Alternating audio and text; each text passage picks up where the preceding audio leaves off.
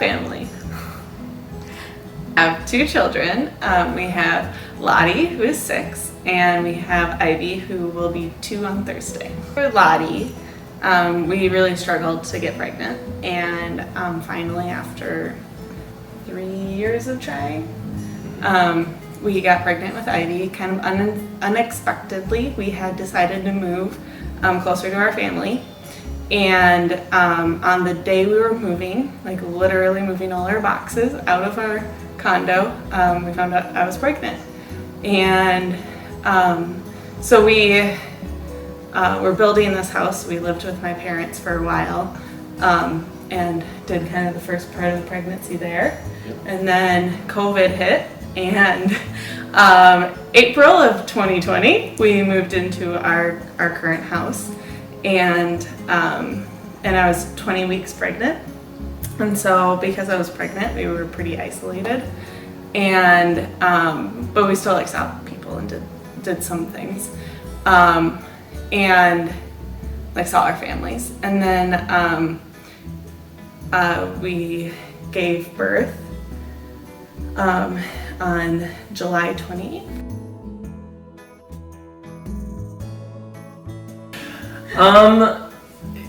It was hard to know exactly what was going on because it was a little bit of a rough delivery. She came out very bruised and beat up from it.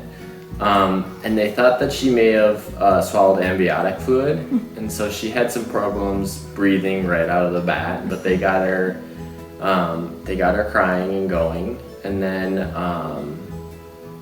we were exhausted, and the nurses they brought us up to a room and like kind of broke protocol because we both had to sleep, and they just watched her. And somebody had to like hold Ivy upright because of the concern about amniotic fluid. Yeah.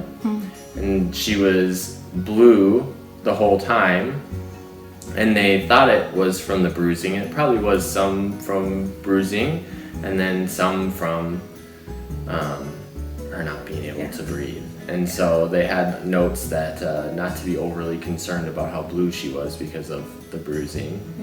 Was part of that.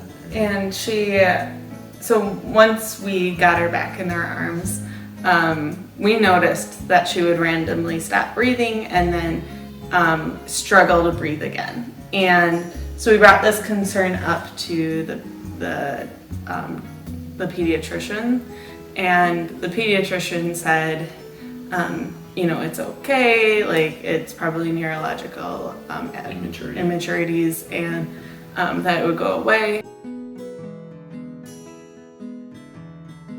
Full term health, like she looked very healthy, but we noticed that the breathing was off.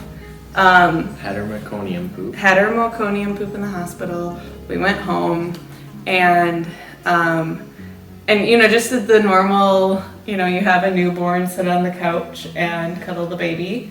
And a couple days after we got home, my mom was over, and she had noticed that she had been here for several hours and Ivy hadn't pooped.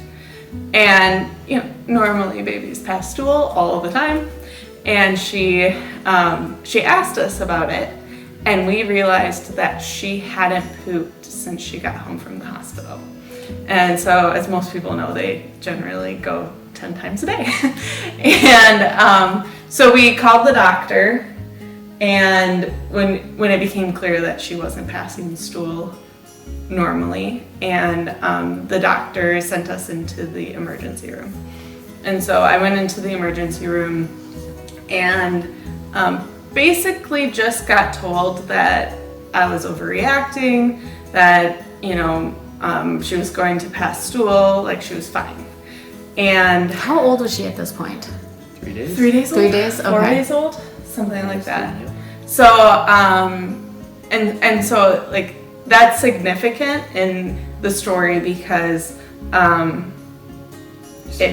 started doubting myself and started doubting like if this was as serious as it actually was. Between the how dismissive people were about the breathing in the hospital, and then the pooping when we brought her to a different hospital, but brought her into a hospital. We just had pediatricians be really dismissive. And so we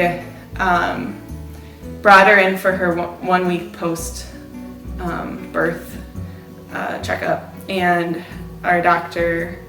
She still hadn't pooped in Yeah, 7 days. She hadn't pooped. Yeah, and so our doctor was very concerned, and so he told us like to give it a little bit more time and see.